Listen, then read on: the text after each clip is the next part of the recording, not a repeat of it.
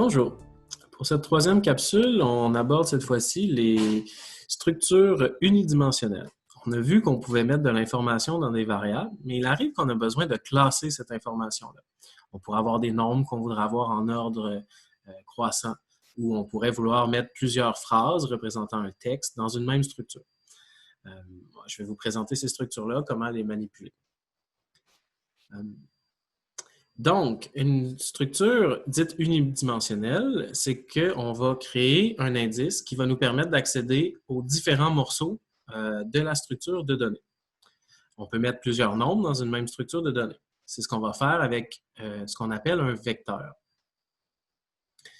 Le vecteur nous permet donc de mettre des données d'un même type dans une même valise, dans une même variable pour y accéder plus tard. Vous voyez à la ligne 19, ici, on va définir un premier vecteur. Je vais faire la ligne de code. Et vous remarquerez que ma ligne de code inclut un nom de variable, soit un underscore vecteur, le symbole d'assignation et une fonction au nom très court de C qui contient le nombre 1, 3 et 5. La fonction C dans R vient de concatenate et comme va nous montrer l'aide, nous permet de combiner des valeurs différentes dans une liste ou un vecteur. Dans ce cas-ci, c'est un vecteur puisqu'on utilise des données de même type, soit différents nombres. Il y a d'autres façons de créer ces vecteurs. Par exemple, si on voulait un vecteur de valeur continue, ici, je pourrais mettre 10 nombres de 12 à 21 en utilisant le 2 points pour indiquer à R qu'il s'agit d'une série. Je vais activer le code, ça fonctionne. Et on va regarder la structure du vecteur maintenant qu'on l'a défini. Vous voyez donc dans la console, dans le bas, qu'on a des nombres, NUM pour une valeur numérique. On a un indice qui va de 1 à 3. Quand je dis indice, vous pouvez penser à un index dans une table des matières. On a la valeur 1, on a la valeur 2, on a la valeur 3.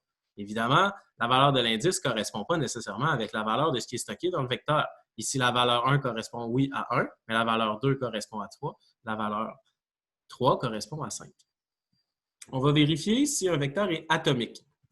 Qu'est-ce que ça veut dire, atomique? Ça veut dire que la structure de données ne contient qu'un seul type de données. Et en fait, par définition, un vecteur est toujours atomique. Si vous détectez qu'il est atomique, en fait, c'est qu'on parle d'un vecteur, c'est-à-dire une structure de données qui contient le même type de données.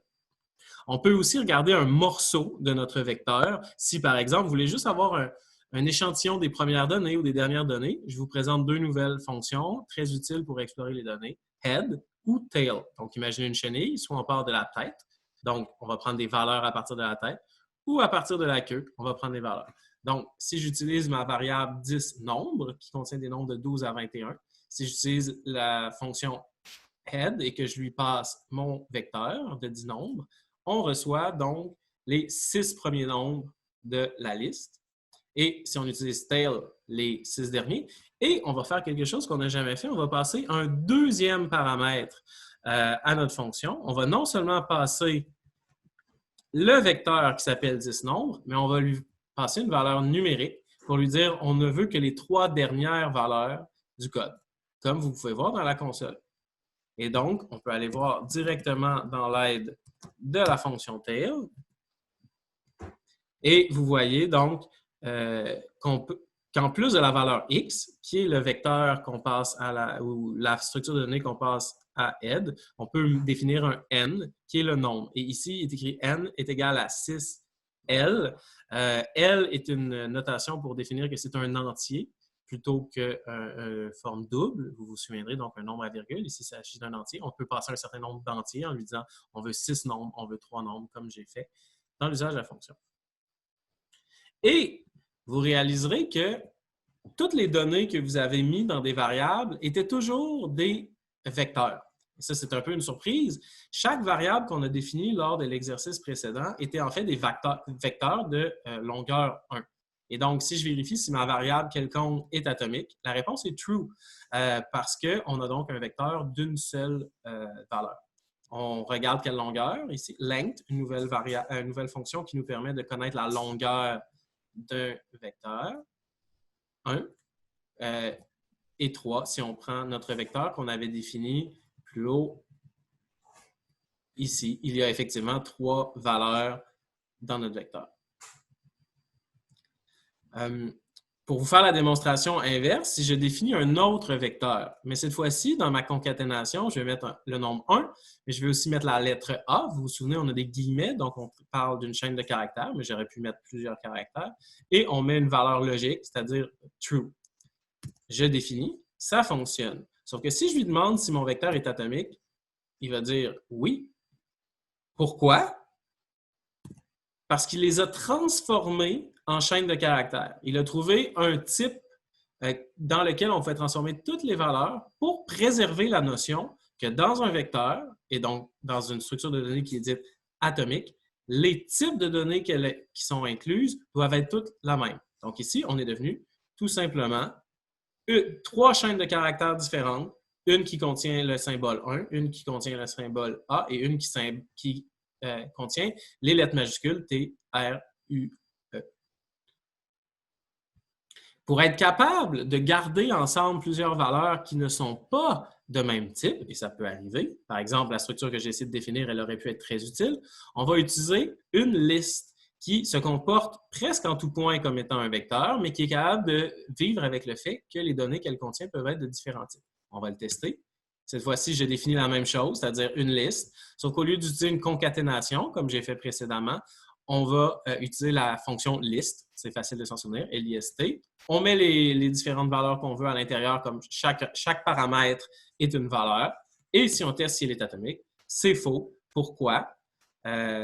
C'est parce que c'est une liste. Et si on retourne voir la structure de la liste, on verra ici que notre liste se manifeste différemment.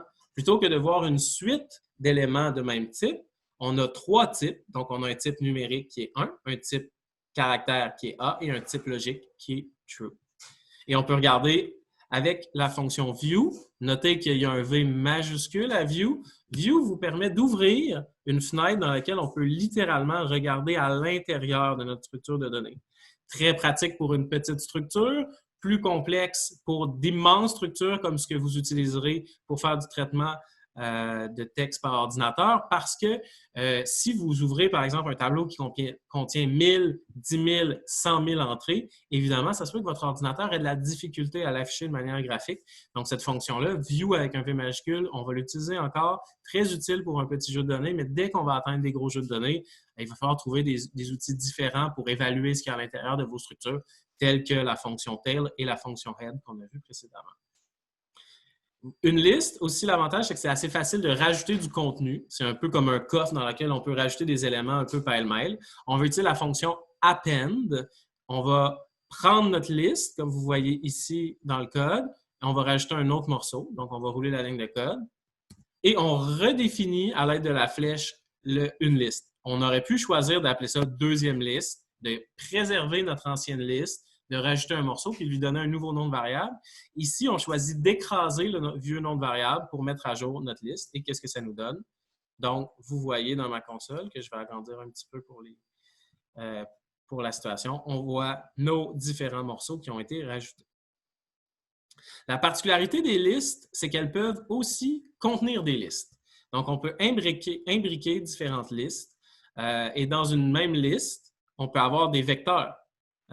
Comme la liste contient plein d'éléments, on pourrait choisir d'insérer un vecteur dans les éléments de la liste. Et ceux qui ont suivi sauront qu'on le fait déjà. Parce que vous vous souvenez, une variable dont la valeur est unique est en fait un vecteur de longueur 1. Ici, avec cette longue ligne, dont vous ne voyez peut-être pas la fin à l'écran, mais on va aller voir, on met plusieurs éléments.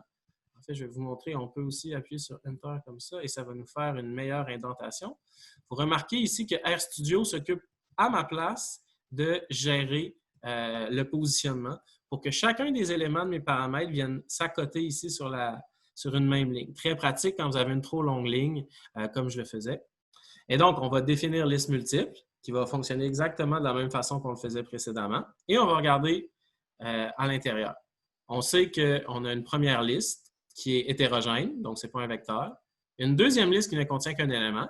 Ici, vous remarquerez donc un vecteur de 4 éléments numériques. Et qu'en est-il du quatrième morceau? On va regarder. On a une chaîne de caractères. Et voyez-vous, lorsque vous faites str, quand vous visualisez la structure de votre liste, ça dit une liste de 4 éléments. La première liste, le premier dollar, comme vous voyez ici, une liste de 2 éléments, une liste de un seul élément, un vecteur numérique et donc un élément de caractère. C'est bien beau, vous avez mis plein de données dans votre structure de données. Il faut encore y accéder. Et c'est à ce moment-là que la notion d'indice, d'index est très intéressante puisqu'on peut juste lui stipuler « donne-moi le premier élément, le deuxième élément, le troisième élément ». Qu'arrive-t-il si on demande à notre variable liste multiple de nous donner le premier élément? Pensez-vous qu'on va avoir uniquement le A ou on va avoir la liste? On va avoir la liste, puisqu'on se souvient que le premier élément de notre liste multiple, c'est une liste. Et donc, on vient avec toute la liste au complet. Et là, vous voyez quand même apparaître avec la console, on a plusieurs indices différents. On a l'indice qui nous intéresse vraiment, en fait, c'est ceux-là qui nous montrent les 2 éléments de la liste. Et l'autre, on est tous à la position 1. On peut aussi y aller de manière négative. Si j'y vais avec un moins 1, on va avoir notre liste multiple, que je vous montre dans la console. On va avoir notre liste multiple, mais on aura retiré l'élément 1, qui est le A1 qu'on a ici, pour n'avoir que la deuxième liste, le vecteur numérique et la chaîne de caractères. On peut aussi faire une concaténation d'indices. Vous vous souvenez de la fameuse fonction C. Alors, je vais concaténer 2 indices, 2 et 3. Ça va me créer un vecteur numérique, un vecteur d'entier, qui, celui-là, servira d'indice. Donc, qu'est-ce qui se passe? Si j'écris concaténation 2 et 3, on va donc avoir la deuxième liste et le vecteur numérique qui est en position 3. Aussi, vous remarquerez que parfois, il y a des braquettes simples et des braquettes doubles. Ce n'est pas simple à comprendre. Je vous invite à manipuler la structure de données pour bien saisir de quoi il en retourne. Mais si vous voulez un résumé, vous pouvez presque toujours utiliser la braquette double plutôt que la braquette simple. Regardez la différence. Si on invoque le troisième élément avec une braquette simple, on a un premier indice qui s'affiche ici, puis on a les données. Si je fais la même chose avec les braquettes doubles, regardez, on n'a pas le premier indice. Qu'est-ce que ça veut dire? C'est que lorsqu'on choisit un index à l'aide d'une braquette simple, la structure de liste est préservée. C'est-à-dire que ça nous renvoie une liste qui n'a qu'un seul élément, qui est notre vecteur numérique. Si j'utilise la double braquette, remarquez, on perd, c'est paradoxal, mais on perd la double braquette. Pourquoi? Eh bien, c'est parce qu'on a extrait notre vecteur numérique de notre liste et ce que ça nous retourne n'est qu'un vecteur et non pas une liste qui contient un vecteur. Ça peut vous sembler abstrait, mais lorsque vous allez manipuler des données, ça va toujours arriver. Par exemple, vous voudriez aller extraire un élément d'une liste pour ensuite tout de suite le passer à une fonction, par exemple. Si vous préservez ou non la liste, votre comportement de programmation va changer. Le résultat ne sera pas le même et ça va vous arriver. Je me souviens de mes époques de débutant aussi où est-ce que j'accédais à mes structures de données avec une simple ou une double braquette. Des fois, ça fonctionne, des fois, ça ne fonctionne pas. La première étape, c'est évidemment d'y aller par essai-erreur, mais éventuellement, lorsque vous aurez une meilleure compréhension du phénomène, vous pourrez savoir donc la différence. On répète, c'est quand même très important. Simple braquette, on préserve la structure de liste. Double braquette, on enlève la structure de liste. Regardez bien, donc, si je demande si j'ai une liste lorsque je passe un indice avec une braquette simple, oui, il préserve donc ma liste. On regarde ici, et on va vérifier si notre vecteur en position 3, vous vous souvenez, le vecteur numérique est atomique. Pensez-vous qu'il va être atomique? Non. Non pas parce que le vecteur n'est pas atomique, mais parce que ce qu'il détecte, c'est d'abord et avant tout la liste qui contient le vecteur. Et si inversement, on utilise la double braquette, qu'est-ce qui se passe? C'est atomique. On s'est débarrassé de la notion de liste et on ne garde que le vecteur. Aussi, on peut toujours modifier le contenu. Il suffit de réassigner une valeur directement à un indice convenu. Ici, qu'est-ce qu'on va faire? On va extraire avec la double braquette notre liste numérique. On va insérer 2. Et qu'est-ce qui va se passer si j'appelle la liste multiple? On va appeler donc le vecteur. Et tout simplement, le 1 qui commençait ma liste, mon vecteur, pardon, a été modifié. Et donc, avec une simple assignation, il suffit de pointer vers le bon endroit à l'aide des indices et vous pouvez modifier les valeurs d'une liste.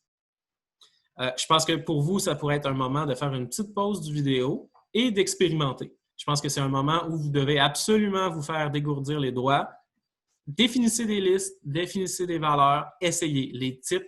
Si vous accédez, définissez des indices, essayez de les modifier, c'est peut-être le meilleur test. Et comme ça, vous allez pouvoir mieux maîtriser ces informations-là.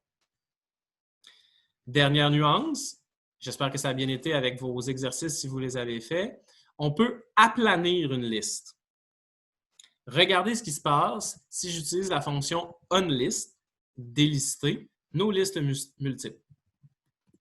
Regardez, ils les ont tous mis côte à côte et non seulement nos valeurs sont rendues toutes côte à côte, mais elles sont toutes devenues des chaînes de caractères, certaines de 1. Comme on a déjà vu par le passé, vous vous souvenez, un nombre, lorsqu'on essaie de lui trouver une structure commune, peut rapidement devenir une chaîne de caractères. Et donc, présentement, tout ce qu'on a, c'est un vecteur avec des variables de chaîne de caractères. Et voilà, je vous rappelle que vous pouvez toujours aller regarder qu'est-ce qu'il y a dans vos listes si vous le désirez avec View. On se rappelle cependant que si vous utilisez des valeurs, des données très massives, View va probablement faire crasher votre RStudio, mais pour l'instant, il n'y a aucun problème. Et donc, vous remarquez ici, la valeur avait été modifiée. Et donc, je vous rappelle, si vous ne l'avez pas fait, vous êtes vraiment très invité à manipuler les listes, manipuler les vecteurs. La notion d'indice est très, très, très importante dans la programmation. Donc, je vous invite à maîtriser les indices avant de passer à la prochaine étape. Au revoir.